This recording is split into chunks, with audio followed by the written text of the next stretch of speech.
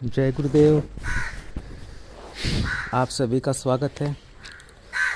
और देखिए, जो आज की साधना लेकर आया हूँ, जिसके विषय में जो महाविद्या आपके जीवन में पूर्ण रूप से पूर्णता देने में, सभी क्षेत्रों में आपको आगे बढ़ाने में सक्षम है, तो वह महाविद्या अगर आप कर लेते हैं तो कोई अभाव आपके जो ग्रस्त जीवन है उसमें रह जाए, ऐसा संभव नहीं है।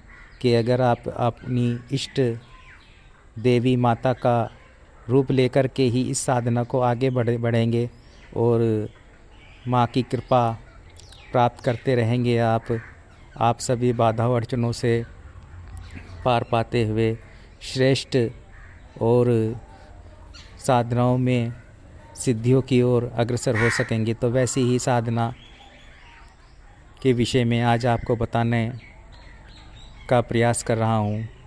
तो माँ मातंगी की वह साधना कर आप सभी क्षेत्रों में पूर्णता प्राप्त कर सकते हैं। देखिए, 10 महाविद्याओं में माँ मातंगी अतिश्रेष्ठ महाविद्या है और इनकी साधना करके साधक जीवन में ऐसी सिद्धियां प्राप्त कर सकता है कि उसे कोई और अन्य साधना करने की आवश्यकता फिर रहेगी नहीं। ठीक है, तो आप जब यह मातंगी साधना करें तो उससे पूर्व आप दीक्षा ले लें, शक्तिपात दीक्षा ग्रहण करें और उसके पश्चात आप जो चैतन्य सामग्री रहेगी मंत्रों द्वारा, उससे आप यह साधना करें और जो आप परिणाम देखेंगे वह आपके सामने होंगे। तो आप ऐसी श्रेष्ठ साधना तभी कर पाते हैं जब माँ की कृपा होती है, या आपके जो ग्रह होते हैं, दशा होती है ग्रहों की, वह पूर्ण अनुकूल हो जाए और उस परम पिता परमेश्वर की कृपा, आपके गुरु की कृपा आप पर हो। तब आपके मन में ऐसा विचार आता है, आप उस शक्ति की ओर बढ़ते हैं, आप वह साधना स्वयं ही करना चाहते हैं। तो ऐसी ही एक यह माँ मातंगी महाविद्या की साधना है जो अपने साधक को पूर्णता की ओर अग्रसर कर देती है सभी क्षेत्रों में। ठीक है, कभी कभी ऐसा होता है कि हम अपनी देखिए छोटी छोटी समस्याओं के लिए अलग अलग छोटी क्रियाएं करते रहते हैं, साधनाएं करते रहते हैं, तो उनका प्रभाव जो होता है वह कुछ समय तक रहता है, फिर हम वैसे ही उसी अपने वातावरण में पहुंच जाते हैं, उस प्रभाव युक्त जीवन में पहुंच जाते हैं जहां निराशा हताशा के सिवा कुछ नहीं होता। तो कारण यह होता है कि आप आगे नहीं बढ़ पाते। आप क्रम करते हैं, साधना करते हैं और 11 दिन 12 दिन की साधना करने के पश्चात हो सकता है कि वह आपकी समस्या समाप्त हो जाए, लेकिन फिर वही तंत्र बाधा, वही परेशानियां, ग्रस्त से जुड़ी ही हजारों चिंताएं अड़चनें सामने आकर के खड़ी हो जाती हैं। तो अगर आप देखिए कोई श्रेष्ठ महाविद्या जैसे माँ मातंगी है, 10 महाविद्या में से कोई भी, लेकिन जो ये मातंगी महाविद्या मैं बता रहा हूँ आपको, अगर दीक्षा लेकर के आप माँ मातंगी की शरण में जाते हैं और इन्हें अपना इष्ट बनाते हुए इन्हें अपने पूजा क्रम में लेकर के और इष्ट के रूप में आगे चलते हैं, तब जो भी समस्याएं आती रहेंगी वह हटती रहेंगी और आपका रास्ता जो है आगे का, वह साधना के क्षेत्र में, भौतिक पूर्णता के क्षेत्र में कोई भी उसमें रुकावट या अड़चन बाधा नहीं आएगी। और आप देखेंगे कि कई सारी जो सिद्धियां होती हैं, जैसे कि हम अलग अलग रूप से साधना करते हैं, यक्षिणी साधनाएं या फिर योगिनी साधना, तो अगर आप माँ मातंगी की ही साधना मंत्र जप करते हुए आगे बढ़ेंगे, इसी मंत्र को माँ मातंगी की करेंगे और साधना करेंगे, और इसे ही अपने इष्ट के रूप में लेके आगे बढ़ेंगे तो ये स्वयं ही जो अन्य साधनाएं हैं ये आपको सिद्ध होने लगेंगी, ये स्वयं ही आपके साथ जुड़ जाएंगी। कई योगिनियाँ आपके कार्यों को स्वयं ही करने लगेंगी, कई के आपको दर्शन भी प्राप्त हो जाएंगे, क्योंकि ये इन्हीं की सेविकाएं होती हैं। देखिए यक्षिणियाँ, योगिनियाँ और जो भी ये शक्तियाँ हैं ये माता की ही सहचरी होती हैं, और हर महाविद्या के साथ में ये ही क्रम होता है।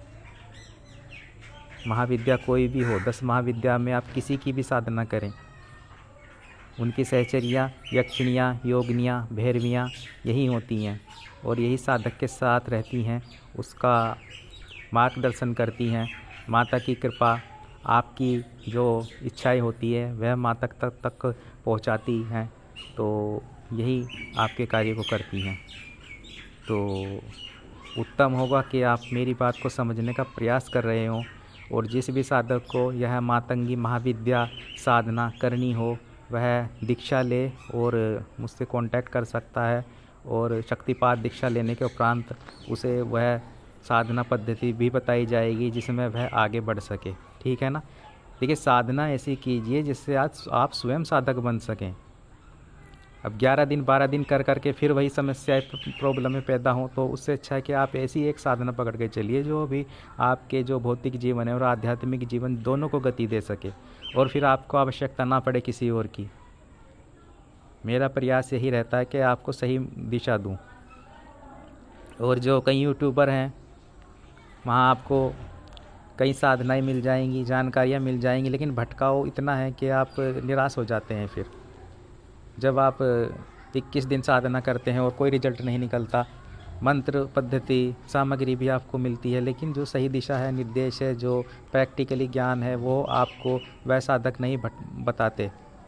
उनका कार्य होता है कि आप उनके पास आते रहें, बार बार आप उनसे कांटेक्ट में रहें, लेकिन आपसे जो धनराशि है उसका फिर आगमन भी उनके लगातार अकाउंटों में होता रहे, तो वे सही दिशा आपको देते नहीं हैं।